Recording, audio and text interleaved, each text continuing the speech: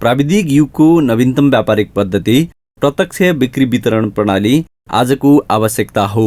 WFDAC को सन् 2021 सम्मको तथ्याङ्कलाई आधार मान्दा विश्व बजारमा करिब 186 बिलियन अमेरिकन डलर बराबरको कारोबार गर्न सफल एक प्रमाणित उद्योगको रूपमा चिनिन्छ। डाइरेक्ट सेलिङ नेपालको आयातमुखी अर्थतन्त्रलाई निर्यातमुखी बनाउन सक्ने सम्भावना बोकेको प्रणाली हो।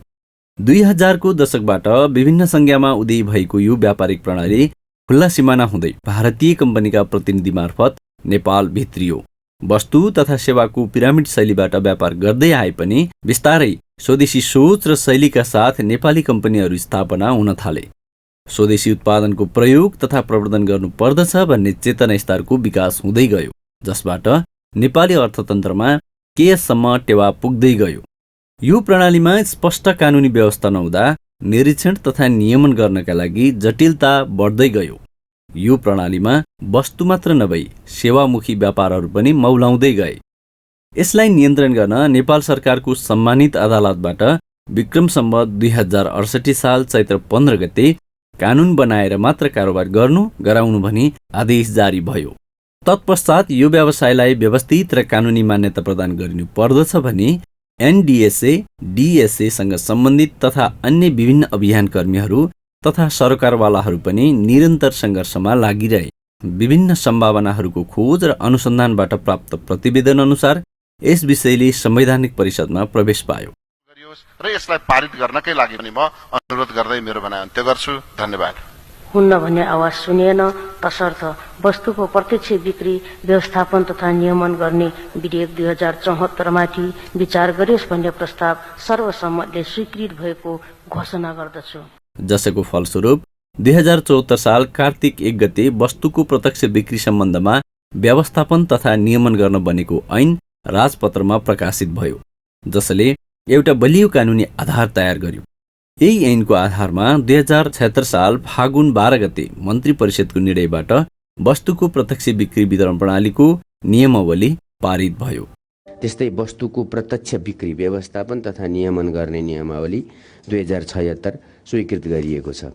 यसलाई आधार मान्दै नेपाल सरकार वाणिज्य विभागले वस्तुको प्रत्यक्ष बिक्री वितरण पद्धति मार्फत कारोबार गर्न चाहने कम्पनीहरूलाई दर्ताको लागि आह्वान गर्यो र नेचरअप्स इन्टरनेसनल प्रणालीलाई 2077 साल असार 17 गते विधिवत रूपमा कारोबार अनुमति पत्र प्राप्त भयो। यसको अभ्यास र प्रयोगसँगै नेपाल सरकार अन्तर्गत रहेको वाणिज्य विभागले 2078 साल माघ 12 गते वस्तुको प्रत्यक्ष बिक्री सम्बन्धमा निर्देशिका जारी गर्यो, जस अन्तर्गत यसको उपदफा 1 मा विक्रेता वा वितरकको जतिसुकै तह भए पनि बिक्री मूल्यको 42% सम्म सेवा, सुविधा, कमिसन वा बोनस दिन पाउने स्पष्ट व्यवस्था गरेको छ। नेचरअप इन्टरनेसनल प्रणालीले पूर्वको ताप्लेजुङदेखि सुदूरपश्चिमको कञ्चनपुरसम्म आफ्नो दर्बिलो उपस्थिति जनाइसकेको छ। यस कम्पनीको कर्पोरेट कार्यालय काठमाडौँको शङ्खपुलमा रहेको छ। इटहरी, बुटवल, पोखरामा प्रादेशिक कार्यालयहरू स्थापना गरिसकेको छ।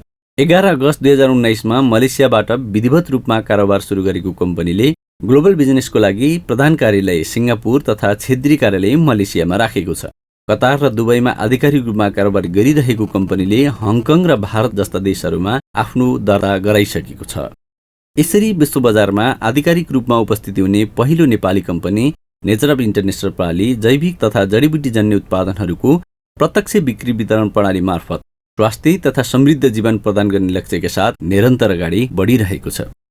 आर्थिक हिसाबले अत्यन्तै राम्रो लगानी भएको बलियो पूर्वाधार र अनुभवी एवं विज्ञ समूहद्वारा सञ्चालित प्रत्यक्ष बिक्री प्रणालीको सही अभ्यासमा रही संस्कारसहितको व्यापार गर्न सिकाउने कम्पनी सबैको रुचाइ बन्दै गएको छ। करिब 112 क्षेत्रमा बिक्री केन्द्र स्थापनाको अनुमति पाइसकेको कम्पनीले बिक्री कक्षाहरू मार्फत नेचरनिस्ट प्रणाली काठमाडौँ, गुप्ती टी स्टेट प्रणाली इलाम, गोर्खा आयुर्वेदिक कम्पनी लिमिटेड गोर्खा लगायतका कम्पनीहरूले उत्पादन गरेका जैविक तथा जडीबुटीजन्य र कृषिमा आधारित उत्पादनहरूको विश्व बजारमा बिक्री वितरण गर्ने गर्दछ।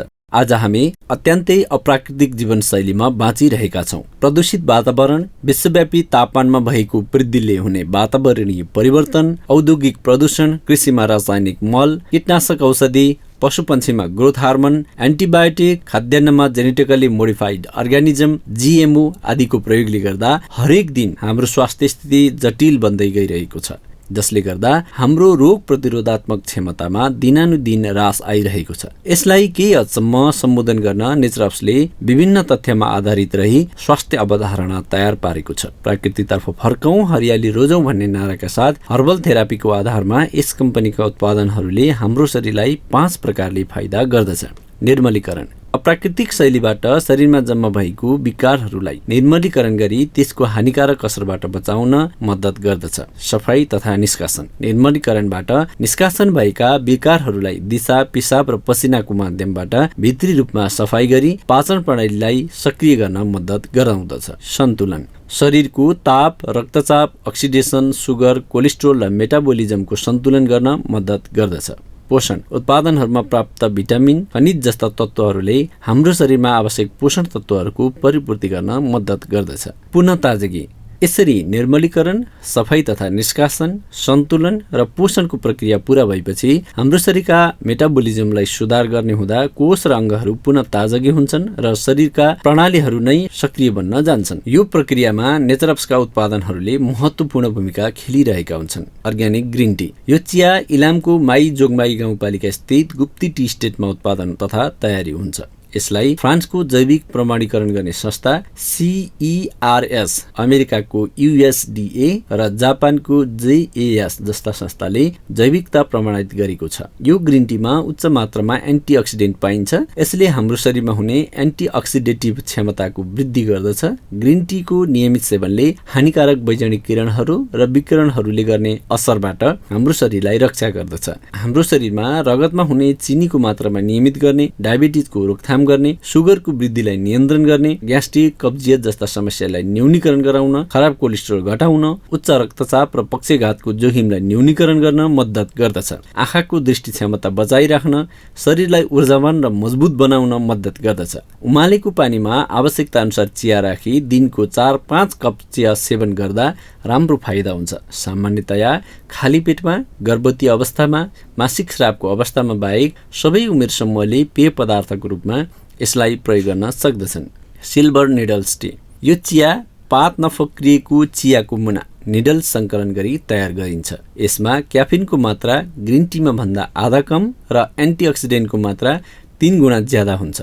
फोक्सो, मुटु, पाचन, छाला, दाँतको समस्याहरूमा साथै रगतमा चिनीको मात्रा सन्तुलन गर्न अति नै लाभकारी रहेको छ। यार्चा सेप्स अतिरिक्त खाद्य पूरक उत्पादन हो। यो उत्पादन यार्चा गुम्बाको आधारमा तयार पारिएको छ। यार्चा गुम्बाका अतिरिक्त टङ्काटली, मका, हर्नीगोट लगायतका 4 तत्त्वको मिश्रण रहेको छ। यसको नियमित प्रयोगले महिला तथा पुरुषमा यौन सबलता तथा जागरुकता प्रदान गर्दछ। यार्चा सेप्सले टेस्टोस्टेरोन हार्मोनको सन्तुलन र वृद्धि गर्दछ। यसको नियमित प्रयोगले हड्डीलाई मजबुत बनाउँछ, साथै फोक्सो, मुटु, छाला र मस्तिष्कको स्वास्थ्यमा पनि उपयोगी छ। दैनिक बिहान बेलुका खानापछि 1-2 क्याप्सुल लिन सकिन्छ। यार्चा सेप्स 20 वर्षभन्दा माथिका प्रौढहरूलाई मात्र तयार पारिएको हो। प्रमेह अतिरिक्त खाद्य पूरक उत्पादन हो। यो उत्पादन मेथीलाई आधार बनाई तयार पारिएको छ। मेथीको अतिरिक्त यसमा दालचिनीको सार, गुडमार, बनवा अर्थात् जरुल जस्ता जडीबुटीहरू र तिते करेलाको सार प्रयोग गरी उत्पादन गरिएको हो। प्रमेहले डायबिटिजका समस्या भएकालाई प्रभावकारी रूपले फाइदा गर्दछ। रगतमा इन्सुलिनको सन्तुलन तथा आपूर्ति गर्न मद्दत गर्दछ। दैनिक बिहान बेलुका खाना खाएपछि 2-2 क्याप्सुल लिन सकिन्छ। प्रमेह 20 वर्षभन्दा माथिका प्रौढहरूलाई मात्र बनाइएको हो। इक्षण अतिरिक्त खाद्य पूरक उत्पादन हो। यो उत्पादन ब्लुबेरी र सयपत्री फूलको सारलाई आधार बनाई तयार पारिएको छ। चम्किलो विकिरण, विद्युतीय उपकरणबाट आउने ब्लू रेको असरबाट आँखालाई जोगाउन मद्दत गर्दछ। आँखालाई सुक्खा हुन नदिन, रेटिनाको स्वास्थ्य ठिक राख्न यो उत्पादनले बालबच्चादेखि वृद्धसम्मलाई फाइदा गर्दछ। दैनिक खानापछि बिहान बेलुका 6 देखि 12 वर्ष उमेर समूहकालाई 1-1 क्याप्सुल र 12 वर्षभन्दा माथि उमेर समूहकाले 2-2 क्याप्सुल लिन सक्दछन्। ओजस अतिरिक्त खाद्य पूरक उत्पादन हो। यो उत्पादन अमला, दालचिनी, ग्रिन टी सार र सीबर्गथोर्न अर्थात् डालेचुक जस्ता जडीबुटीहरूको सार र अवयवहरूलाई आधार बनाई तयार पारिएको छ। हाम्रो शरीरमा रोग विरुद्ध लड्ने प्राकृतिक क्षमता हुन्छ, जसलाई रोग प्रतिरोधात्मक क्षमता भनिन्छ। यो रोग प्रतिरोधात्मक क्षमता कमजोर हुँदा हामी अनेक प्रकारको रोगबाट ग्रसित हुन पुग्छौँ, जसले हाम्रो शरीरको रोग विरुद्ध लड्न रोग प्रतिरोधात्मक क्षमताको वृद्धि गराइदिन्छ। रोग लाग्नुभन्दा रोगको बाटो रोक्नु नै उपयुक्त भने झैँ यस उत्पादनको नियमित सेवनले हामीलाई हुन सक्ने मुटु रोग, ट्युमरको वृद्धि, बुढौलीपनको समस्या आदिको जोखिमलाई न्यूनीकरण गर्दछ। यसले एन्टिअक्सिडेन्टको सहायता गर्ने भएकाले पेटलाई स्वस्थ राख्न, क्यान्सर कोष वृद्धिको रोकथाम गर्न यो उत्पादन समग्र स्वास्थ्यको लागि उपयुक्त मानिन्छ। दैनिक खानपछि बिहान बेलुका 6 देखि 12 वर्ष उमेर समूहकालाई 1 र 12 वर्षभन्दा माथि उमेर समूहकाले 2 क्याप्सुल खान सक्दछन्।